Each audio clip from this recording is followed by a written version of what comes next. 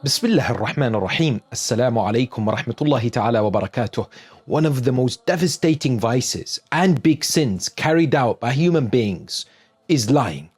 According to narrations within Islamic teachings, if all wrong is placed in one house, the keys of this house would be kadhib, lying. However, there are a few instances in Islamic law where lying is actually permissible, allowed. I will explain them in a minute, but according to the rulings of many jurists, it's best to practice what is known as tawriyah first. What is tawriyah? Well, it's when you say something and the other person understands it differently, and in reality, what you said is true and not a lie. For example, someone asks you if you have any money. You reply, "My pockets are empty." Perhaps you did have money, but in your bag, for example. But in reality, you did not have any money in your pockets. Another example. Once Al-Hajjaj ibn Yusuf al-Thaqafi asked Sa'id ibn Jubayr radwanullahi ta'ala alayh whether the ruler was adil, just. Sa'id said, "Yes, you are adil." Now in Arabic, adil also means someone who sways from the right path.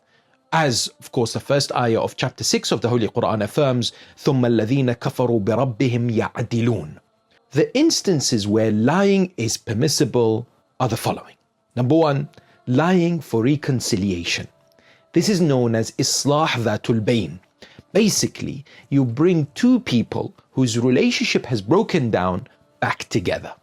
You say to A, for example, that B said that they respect you and love you.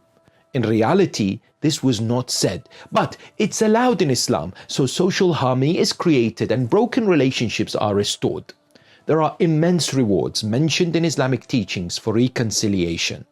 The Holy Prophet Muhammad ﷺ is reported to have said, "There is no better deed after obligatory actions than reconciling between people." Just imagine how important reconciliation is, that despite condemnation of lying in Islam, it's allowed if it brings people together and enhances peace and love in society.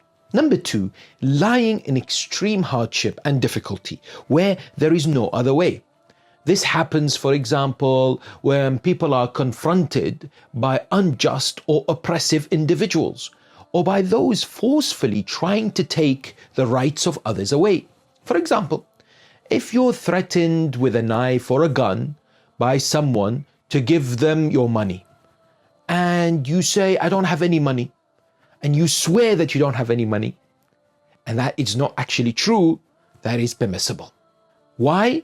Because you have indeed protected yourself from excessive harm. Now, the harm that we can protect from can be upon our own bodies, our wealth, or extreme harm that may fall into others as well. So if an unjust person asks us whether we have seen a believer, for example, and we know that they want to find them to inflict dhulm on them, we can lie in that instance. Importantly though, this ruling, based on the narrations of the Holy Prophet and his family, peace and blessings be upon them, is to prevent dharar, harm, and not for gaining benefit. Because sometimes people think that they can lie to gain stuff, to gain something.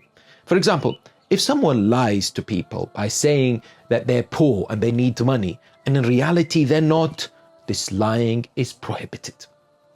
It's important to note here as well that lying is not permissible in situations where there is rightful ownership, commitment, or agreement.